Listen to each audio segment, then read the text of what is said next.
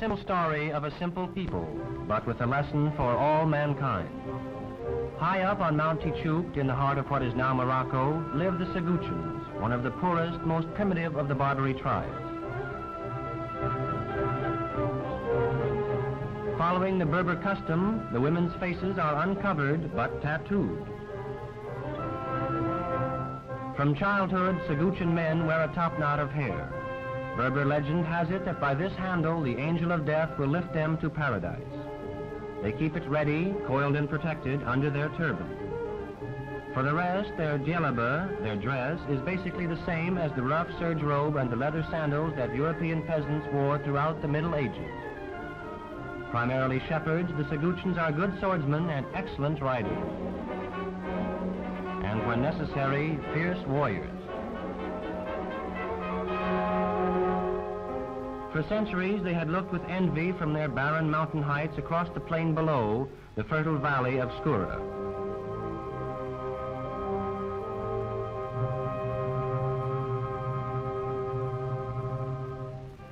Here at Skurra lived the tribe of Sidi Said, a community of farmers.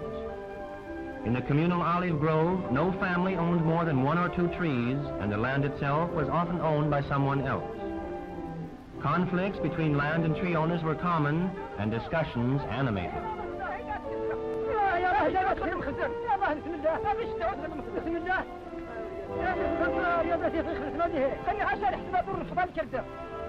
In these mud-walled houses, the roof terraced but without chimneys, the families of the Sidi Said lived the primitive domestic life of poor peasants the world over. A life where there is little grain to grind and many mouths to feed. Here, however, is an outpost of our own civilization.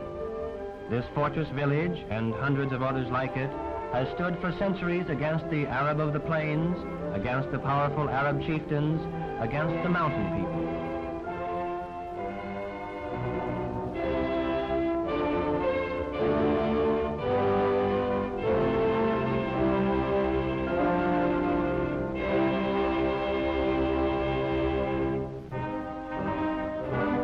After year, through the centuries, the bitter winter weather would force the Saguchan down from Mount Tichoukt into the pasture lands below.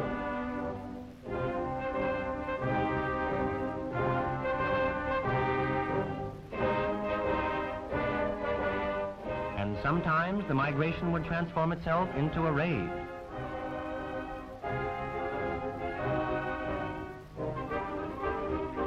At Skurra, the alarm is sounded.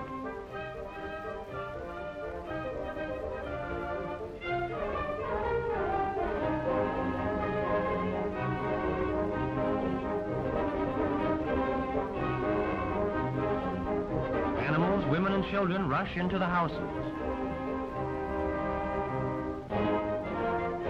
In 1929, France intervened to bring order. A post was established commanding the valley, and an officer of native affairs assigned to maintain the peace. By treaty, lands were assigned each tribe.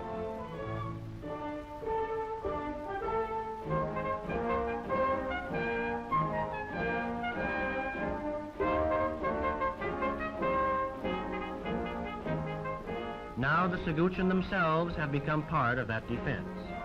The instruments of modern warfare worn over the traditional striped djellaba.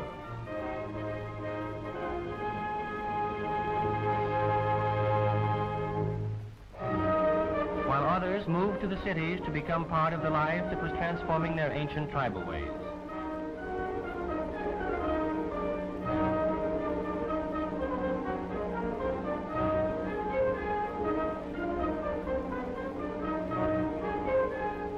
Boys no longer wore their top knots in anticipation of a visit from the Angel of Allah.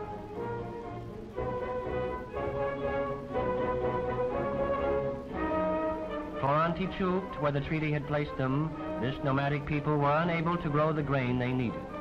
With the new peace, the number of mouths to feed was ever increasing, while the amount of kesra, the flat, round native bread, grew less and less.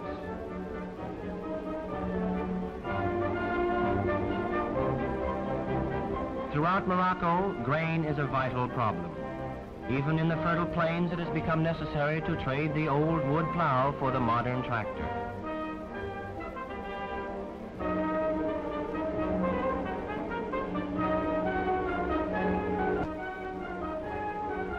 To extend this knowledge to the natives, numerous schools were opened, actually model farms, where peasants come to learn new methods of farming and gradually to handle the new machines.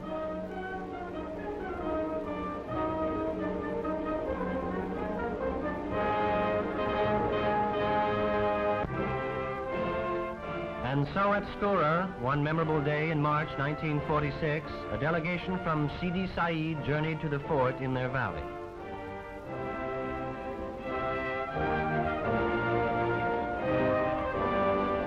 While from the mountain galloped the representatives of the Siguchen tribe.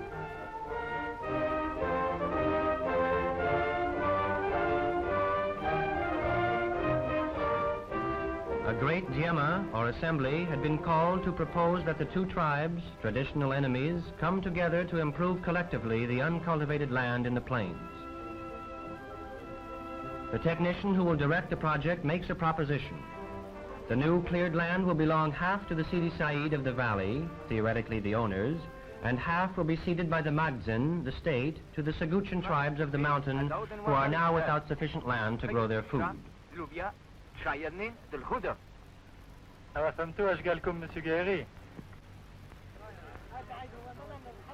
The representatives talk among themselves. It is a project that would revolutionize the customs of centuries. But then this meeting is itself a revolution. The first time the two peoples have ever met without the sounding of an alarm. It might work. They agree to try. C'est parfait, je crois que nous allons pouvoir lever la séance.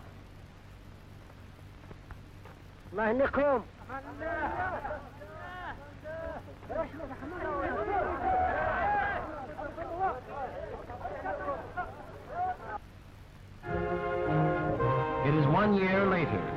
Large tracts of land have already been cleared for the plow.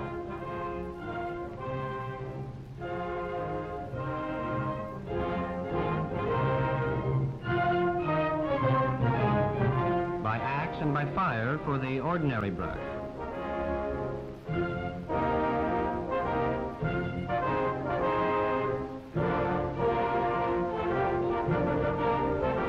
But these thorny bushes have mammoth roots that run deep and must be chopped out completely.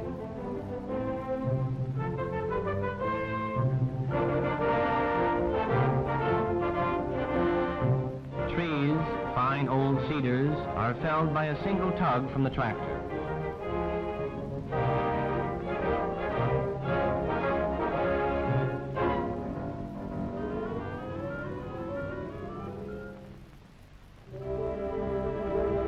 But the clearing is not completed until every last stone has been carried away. This is the work of the women. Barefooted, taking tiny steps like worker ants, the Berber women are always carrying wood for the hearth, water for the cooking.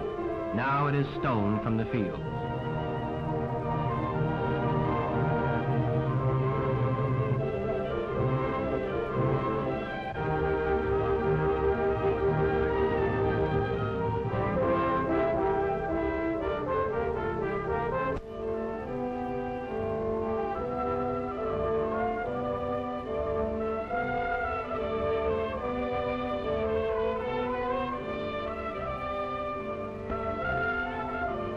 Thus, the descendants of generations of nomadic tent dwellers have moved at last into the stone houses of civilization.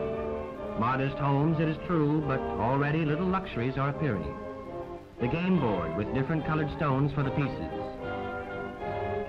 Coal, makeup for the little girls. These children learn the ways of civilization quickly.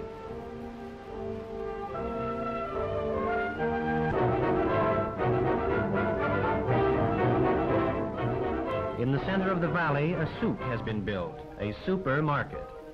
The souk is a fair where each Friday the natives come to chat and to laugh together, to buy and to sell, to exchange both news and merchandise.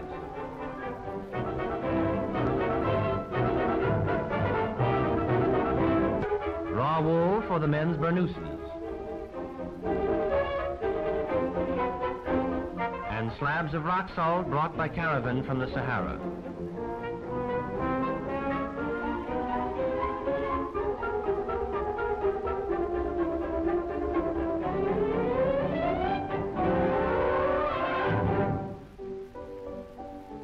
There is also a school here. At noon, the young scholars have their lunch together in the open air. Many of them have to walk miles each day to get here. Moulay Ahmed. Merci, madame. Saïd Oudri. Merci, madame. Saïd Saïd. Abdel Kader. Merci, madame.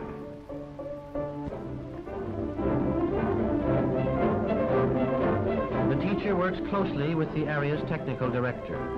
Many of her pupils will soon become apprentices at the model farm.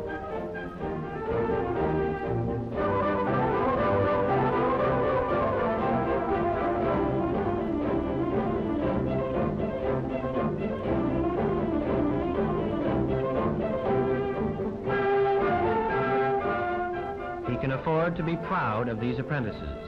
Less than 2 years ago, the young men now working these machines were shepherds on Mount Tishout.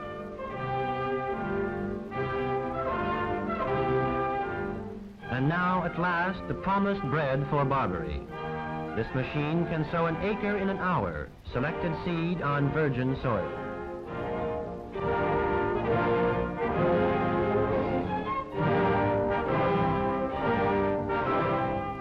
This old Berber repeats the solemn motions of sowing.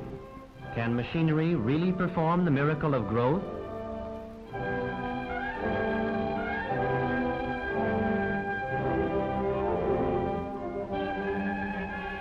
The land is good, but now a new problem. Each year the rain gauge shows less and less water.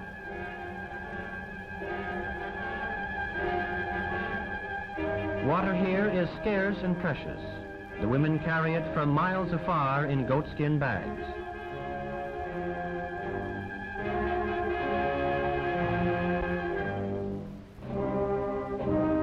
And each spring, when the drought has been prolonged, a procession of children parade before their priest, carrying the bride of the rains, whose magic can make the storms descend from the clouds.